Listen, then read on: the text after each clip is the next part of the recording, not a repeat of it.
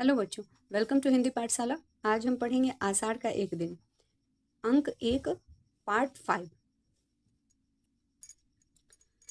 Part 4 में हमने यहाँ तक पढ़ा था मातुल अस्त व्यस्त सा आता है। मातुल हो, घर में ही हो। मैं आज सारी ग्राम में घोषणा करने जा रहा हूँ कि मेरा इस कालिदास नामधारी जीव से कोई संबंध नहीं है। मल्लिका, क्या हुआ आचार्य मातुल? मातुल, मैंने इसे पाला पोसा बड़ा किया, क्या इसी दिन के लिए कि यह इस तरह कुलद्रोही बने? मल्लिका, परंतु उन्हें तो सुना है राज्य की ओर से सम्मानित किया जा रहा है। उज्जैनी से कोई आचार्य आए हैं। मातुल, यही तो कह रहा हूँ, उज्जैनी से कोई आचार्य आए हैं। मल्लिका, परंतु आप तो कह रहे हैं। मातुल, मैं ठीक कह रहा हूँ, आचार्य कल ही उसे अपने साथ उज्जैनी ले जाना चाहते हैं। मल्लिका, किंतु? मातुल, 2 रथ, रथवाह और 4 अश्वारोही उनके साथ हैं। मैं तुमसे नहीं कहता था अंबिका कि हमारे प्रपितामह के एक दौहित्र का पुत्र गुप्त राज्य की ओर से शकों से युद्ध कर चुका है। अंबिका, तुम अपने भागिनेय की बात कर रहे थे? मातुल, उसी की बात कर रहा हूं अंबिका। तुम समझो कि एक तरह से राज्य की ओर से हमारे वंश का सम्मान किया जा रहा है और वे वंशावतंस कहते हैं।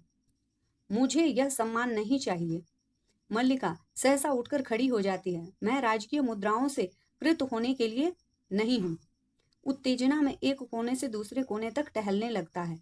मल्लिका कुछ क्षण विस्मृत सी खड़ी रहती है। यहाँ मातुल कालिदास के बारे में कह रहा है कि कालिदास कह रहे हैं कि मैं राजकीय मुद्राओं से कृत नहीं हूँ, मतलब मैं राजकीय मुद्राओं से खरीदने के योग्य नहीं हूँ कि मुझे खरीदा जा सके, ऐसा कह रहे हैं मातुल। मातुल बहुत ही आक्रोश में है कि कालिदास उनकी बात नहीं समझ रहे हैं, उनकी बात नहीं मान रहे हैं। तो उत्तेजना में एक कोने से दूसरे कोने तक टहलने लगता है मातुल। मल्लिका कुछ क्षण विस्मृत सी खड़ी रहती है। मातुल, वे राजकीय सम्मान को स्वीकार नहीं करना चाहते। मातुल, मेरी समझ में नहीं आता कि इसमें क्रय विक्रय का क्या बात है। सम्मान मिलता है, ग्रहण करो, नहीं कविता का मूल्य ही क्या है? मल्लिका, कविता का कुछ मूल्य है आर्य मातुल, तभी तो सम्मान का भी मूल्य है। मैं समझती हूँ कि उसके हृदय में यह सम्मान कहाँ चुभता है, मैं समझती हूँ। अंबिका कुछ सोचती सी अपने अंशुक को उंगलियों में मसलने लगती है। अंबिका, मैं तुम्हें विश्वास दिलाती हूँ कि वह उज्जैनी अवश्य जाएगा।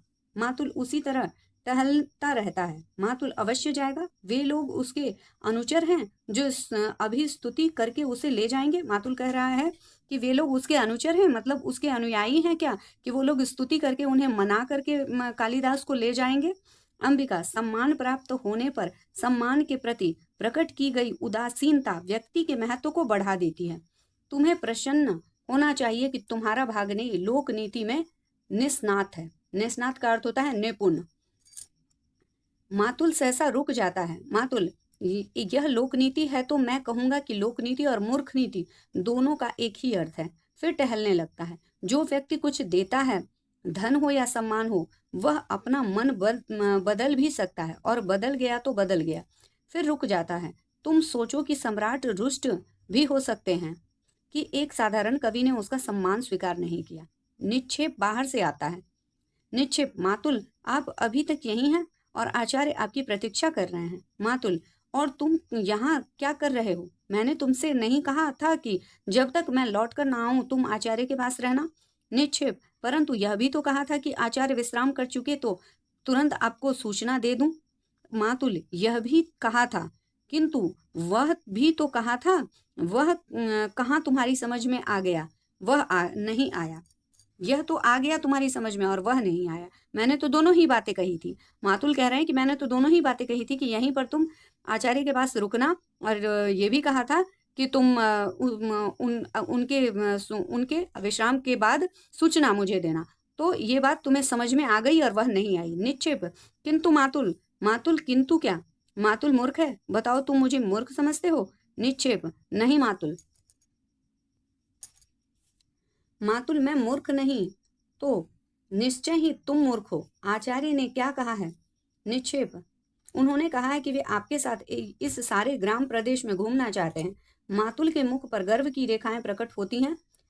जिस प्रदेश ने कालिदास की कविता को जन्म दिया है, मातुल के मुख की रेखाएं वितृष्णा की रेखाओं में बदल जाती है। वितृष्णा मतलब बिना लालच के, लालचहीन रेखाओं में बदल जाती है। मातुल कालिदास की कविता फिर टहलने लगता है। न जाने इतने बड़े आचार्य को उसकी कविता में क्या विशेषता दिखाई देती है। रुक कर अंबिका की ओर देखता है। इस व्यक्ति को सामान्य लोक व्यवहार तक का कोई ज्ञान नहीं, और तुम लोकनीति की बात कहती हो। आप एक हिरण शावक को गोदी में लिए घर की ओर आ रहे थे।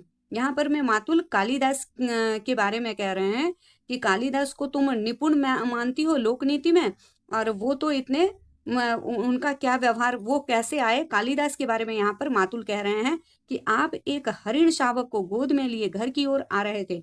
सौभाग्यवश मैंने बाहर ही देख लिया। मैंने प्रार्थना की कि कवि कुलगुरु, यह समय इस रूप में घर में जाने का नहीं है। उज्जैनी से एक बहुत बड़े आचार्य आए हैं। आप सुनते ही लौट पड़े। मतलब कालिदास ये सुने जैसे ही कि उज्जैनी से आचार्य हैं, वे लौट गए, जैसे रास्ते में सांप देख लिया हो। मल्लिका अंबिका के पास आसन पर बैठ जाती है।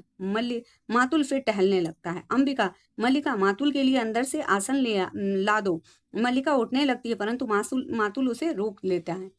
मातुल, नहीं, मुझे आसन नहीं चाहिए, आचार्य मेरी प्रतीक्षा कर रहे हैं। निक्षेप अंबिका की ओर देखकर मुस्कुराता है। मातुल कोने तक जाकर लौटता है। मैंने कहा, कवि वर्य, आचार्य आपको साथ उज्जैनी ले जाने के लिए आए हैं। मतलब मातुल कह रहे हैं, कालिदास से कह रहा था कि उज्जैनी ले जाने के लिए कविवर आचार्य आए हैं आपको ले जाने। राज्य की ओर से आपका सम्मान होगा। रुक जाता है। फिर मातुल टहल जो रहा था वह रुक जाता है, और फिर कहता है कि फिर कालिदास का क्या रिएक्शन था उसको कहता है, सुनकर रुककर चलते जलते अंगारों की सी दृष्टि से मुझे देखा। मतलब कालिदास के बारे में कह रहे हैं, जलते हुए अंगारों की दृष्टि से मुझे देखा। मैं राजकीय मुद्राओं से कृत होने के लिए नहीं हूँ। और कालिदास कहते हैं कि मैं राजकीय मुद्राओं से खरीदने लायक नहीं हूँ। ऐसा कहा जैसे राजकीय मुद्राएं आपके विरह में घुली जा रही हों, और चल दिए। मेरे लिए धर्म संकट खड़ा हो गया कि अनुनय करता हुआ आपके पीछे पीछे जाऊं और अभ्यागतों को देखूं, कि मैं अब कालिदास को मनाऊं या अभ्यागतों को जो आए हैं उज्जैनी से उनको देखूं। अब इस निक्षेप से आचार्य के पास बैठने को कहकर आया था, और यह धूरिहीन चक्र की तरह मेरे पीछे पीछे चला आया है। निक्षेप, किंतु मातुल, मैं तो समाचार देने आया था कि मातुल, और मैं समाचार देने के लिए तुमसे धन्यवाद कहता हूँ। बहुत अच्छा किया। अभ्यागत वहां बैठे हैं और आप समाचार देने के लिए यहाँ चले आए हैं। अब इतना कीजिए कि वे कवि कुल शिरोमणि जहां भी हों उन्हें ढूंढ कर ले आइए। बाहर की ओर चल देता है। मेरा कर्तव्य कहता है जैसे भी हो उसे आचार्य के सामने प्रस्तुत करूं, और मन करता है कि उसे जहां देखूं वहीं चोटी से पकड़कर चलता है। निक्षेप, मातुल का तीसरा नेत्र हर समय खुला रहता है। मल्लिका, परंतु कालिदास इस समय है कहाँ? निक्षेप, कालिदास इस समय जगदम्बा के मंदिर में है। मल्लिका, आपने उन्हें देखा है? निक्षेप, देखा है। मल्लिका, परंतु आपने मातुल से नहीं कहा? निक्षेप, मैं नहीं चाहता कि मातुल इस समय वहां जाए। मल्लिका, क्यों? क्या आप भी नहीं चाहते कि कालिदास? निक्षेप, मैं चाहता हूं कि कालिदास उज्जैनी अवश्य जाएं, इसलिए मैंने मातुल का इस समय उनके पास जाना उचित नहीं समझा। मातुल को अपने मुंह के शब्द सुनने में ऐसा रस प्राप्त होता है कि वे बोलते ही जाते हैं, परिस्थिति को समझना नहीं चाहते। कालिदास हट कर रहे हैं कि जब तक उज्जैनी से आए अतिथि लौट नहीं जाते वे जगदम्बा के मंदिर में ही रहेंगे, घर नहीं जाएंगे। अंबिका, कैसी विच्छिन्नता है। निक्षेप, विच्छिन्नता? अंबिका, विच्छिन्नता ही तो है। निक्षेप, इसमें विच्छिन्नता क्या है? अंबिका तीखी दृष्टि से निक्षेप को देखती है। अंबिका, राज्य कवि का सम्मान करना चाहता है, कवि सम्मान के प्रति उदासीन जगदम्बा के मंदिर में साधना नीरत है। राज्य के प्रतिनिधि मंदिर में आकर कवि की अभ्यर्थना करते हैं। कवि धीरे धीरे आंखें खोलता है। इतना बड़ा नाटक करना विच्छिन्नता नहीं है? निक्षेप, कालिदास नाटक नहीं कर रहे। अंबिका, मुझे विश्वास है कि उन्हें राजकीय सम्मान का मोह नहीं है। वे सचमुच इस पर्वत भूमि को छोड़कर नहीं जाना चाहते। अंबिका अपने स्थान से उठकर उस ओर जाती है जिधर बर्तन आदि पड़े हैं। अंबिका, नहीं चाहता हूँ। एक थाली लाकर कुंभ से उसमें चावल निकालने लगती है। निक्षेप, मातुल का या किसी का भी आग्रह उसका हट नहीं छुड़ा सकता। मल्लिका को अर्थपूर्ण दृष्टि से देखता है। मल्लिका की आंखें झुक जाती हैं। केवल एक व्यक्ति है जिसके अनुरोध से संभव है वे यह हट छोड़ दें। अंबिका निक्षेप की अर्थपूर्ण दृष्टि को और फिर मल्लिका को देखती है। अंबिका, हमारे घर में किसी को उसके हट छोड़ने या न छोड़ने से कोई प्रयोजन नहीं है। थाली लिए चूल्हे के निकट चली जाती है और उन दोनों की ओर पीठ किए अपने को व्यस्त करने का प्रयत्न करती है। निक्षेप, कालिदास अपनी भावुकता में भूल रहे हैं कि इस अवसर का तिरस्कार करके वे बहुत कुछ खो बैठेंगे। योग्यता एक चौथाई व्यक्तित्व का निर्माण करती है, शेष पूर्ति प्रतिष्ठा द्वारा होती है। कालिदास को राजधानी अवश्य जाना चाहिए।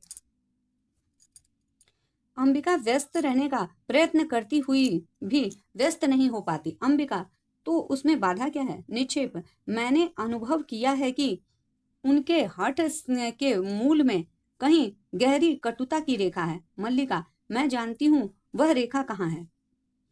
कुछ समय पहले एक राजपुरुष ने उनका सामना हो चुका है। निक्षेप, उस कटुता को केवल तुम ही दूर कर सकती हो। मल्लिका, अवसर किसी की प्रतीक्षा नहीं करता। कालिदास यहाँ से नहीं जाते हैं तो राज्य को कोई हानि नहीं होगी। राजकवि का आसन रिक्त नहीं रहेगा, परंतु कालिदास जो आज हैं जीवन भर वही रहेंगे, एक स्थानीय कवि। जो लोग आज ऋतु संहार की प्रशंसा कर रहे हैं वे भी कुछ दिनों में उन्हें भूल जाएंगे। मल्लिका अपने में खोई सी उठ खड़ी होती है। मल्लिका, नहीं, उन्हें इस सम्मान का तिरस्कार नहीं करना चाहिए। यह सम्मान उनके व्यक्तित्व का है। उन्हें अपने व्यक्तित्व को उसके अधिकार से वंचित नहीं करना चाहिए। चलिए, मैं आपके साथ जगदम्बा के मंदिर में चलती हूँ। अंबिका सहसा खड़ी हो जाती है। अंबिका, मल्लिका। मल्लिका स्थिर दृष्टि से अंबिका को देखती है। अंबिका, मल्लिका, माँ। अंबिका, मुझे एक बाहर के व्यक्ति के सामने कहना होगा कि मैं इस समय तुम्हारे वहां जाने के पक्ष में नहीं हूँ। निक्षेप बाहर का व्यक्ति नहीं है। अंबिका, मल्लिका, यह एक महत्वपूर्ण क्षण है माँ, मुझे इस समय अवश्य जाना चाहिए। आइए आर्य। निक्षेप बिना अंबिका की ओर देखे बाहर को चल देती है। अंबिका की आंखों में क्रोध की लहर उठती है जो पराजय के भाव में बदल जाती है और निक्षेप अंबिका के भाव को लक्ष्य करता है। क्षण भर रुका रहता है। निक्षेप, क्षमा चाहता हूँ अंबिका। मल्लिका के पीछे चला जाता है। अंबिका कुछ क्षण आंखें मूंदे खड़ी रहती है, फिर घर की वस्तुओं को एक एक करके देखती है और जैसे टूटी सी चौकी पर बैठकर थाली के चावलों को मसलने लगती है। आंखों में आंसू उमड़ आते हैं जिन्हें वह आंचल से पोंछ लेती है। प्रकाश कम हो जाता है। अंबिका के कंठ से रुंधा सा स्वर निकलता है। अंबिका, भावना। ओह। तो बच्चों, पार्ट 5 को हम यहीं पर रोकते हैं और आगे हम पार्ट 6 में पढ़ेंगे। Thank you.